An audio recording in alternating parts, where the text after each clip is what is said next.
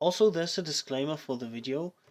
There's a lot of spoilers for Iron Warrior centric books, and also there's a couple of quotes I've made up to set a tone for the video. Thanks for listening. When you hear stories about the Fourth Legion, you hear about machine-like precision in bombardment and disciplined salvos. Not often do you hear how heroic acts of a few turned the tide of battle in favor of the Legion, not seeking glory in melee duels against the odds, but an overall victory and no concern for their own losses. While other legions are a weapon to their Primarch, and they have mostly a fraternal bonding, the Fourth Imperturabo have a different relation. They are the bolder, shot by the siege master to destroy a fortress. They are nothing more than a tool to his ambition, and their lives are numbers in the equation that is war. The Fourth Legion corpse grinders was prominent amongst Crusader hosts in the early crusade for their effectiveness in battle and the good results the fleets achieved while being supported by Fourth Legion elements. Even before their father Perturabo was united with them, their cold technical skill and the almost natural overall command of their officers showed through. After being reunited with their Primarch, they set out to destroy the Bled Judges, a Xenos race that had a mythic reputation to come to Olympia every once a while and steal its children. Little did they know that after Perturabo had decimated his legion for subpar performance, he would go out to destroy the Black Judges. After that, he started recruiting rigorously, and that the young generations of Olympia and the other Legion Fives almost were devoured. This ultimately led to the homeworld of the Iron Warriors, Olympia, rebelling. It's no fault of ours that the Emperor provided us with the greatest capacity to forge man into Astartes. Attributed to Warsmith Phaeton, discussing the rigorous recruiting of the Fourth Legion. Cry not for the sons taken from you to serve the Imperium. Cry instead for those among your brood that are unworthy to serve the Lord of Iron. Attributed to a chaplain of the Fourth Legion, in response to the mother of a potential candidate for Astartes induction. After the Iron Warriors reunited with their Primarch, their reputation changed. They did not lose any of their known effectiveness, but they added a veil of darkness over them. Using army regiments as cannon fodder, or taunting other legions for not coping with their losses, as well as the Fourth does. This led to the Iron Warriors becoming more and more detached from their cousins in other legion, and even a little detached from the Imperium itself, forcing the Crusade commands to more often than not allocating penal regiments of the Imperial Army to the Iron Warriors' Crusade fleets, always taking the worst war zones and sieges in the most hazardous parts of the galaxy.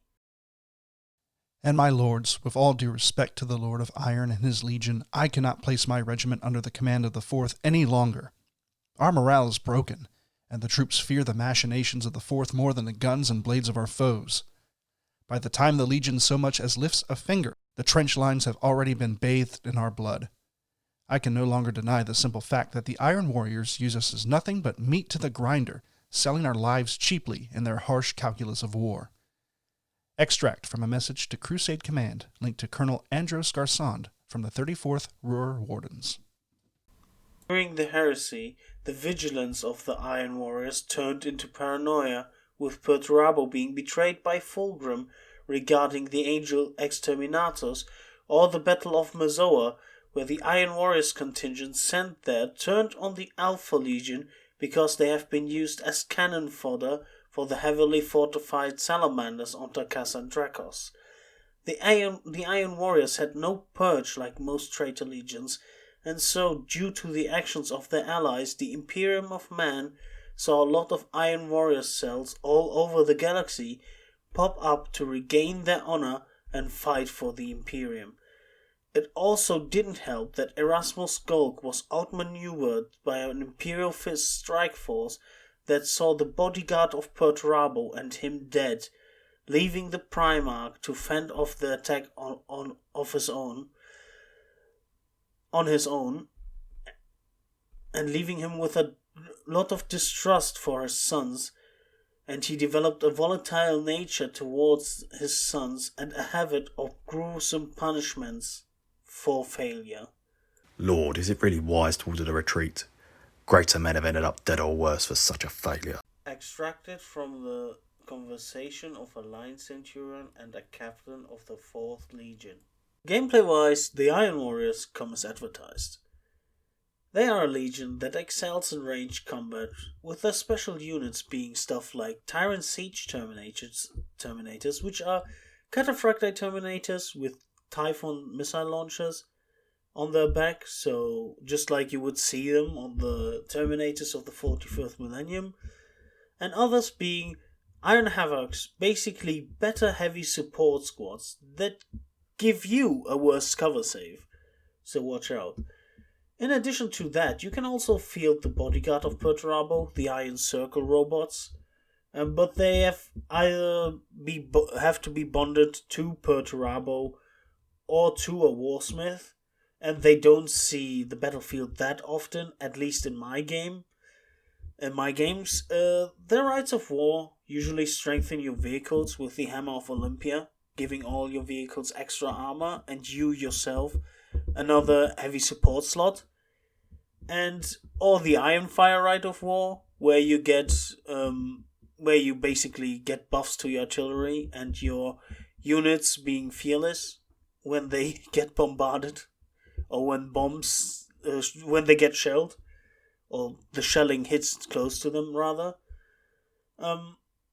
The basic Legion rules makes you immune to losses to shooting. So if you get shot at, you don't take morale checks, and if you have to take pinning checks, you usually can reroll them and not fail them at all. Also, painting wise, the Iron Warriors aren't the hardest Legion to paint. Not even the hazard stripes all over the Iron Warriors, because you can use masking tape for the hazard stripes. Really, there's masking tape in basically every thickness out there, so you can get whatever hazard stripes you like or not like, or masking tape, sorry, and make hazard stripes in the thickness you wish. That's pretty nice. Also, they are easy to paint as an army, because you basically need to spray them silver and shade them, and then you have most of the armor done. But making Iron Warriors look awesome is also not that hard. With a few extra steps, you can have an awesome looking army on the table.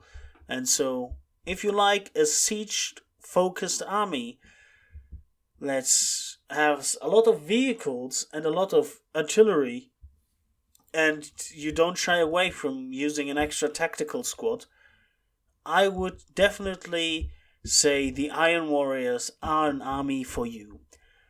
Thank you all for listening. This video has been fun to make. I would like to thank my friends from the Reiterators podcast, Robin Java, Remembrances Retreat, Office Painter, Nick Vogt, for providing these awesome quotes, or the voiceovers for the quotes. I really, really liked that. And that's been it with the video. Like, comment and subscribe. Join the Discord server. Share this video with your friends that like Iron Warriors, and goodbye.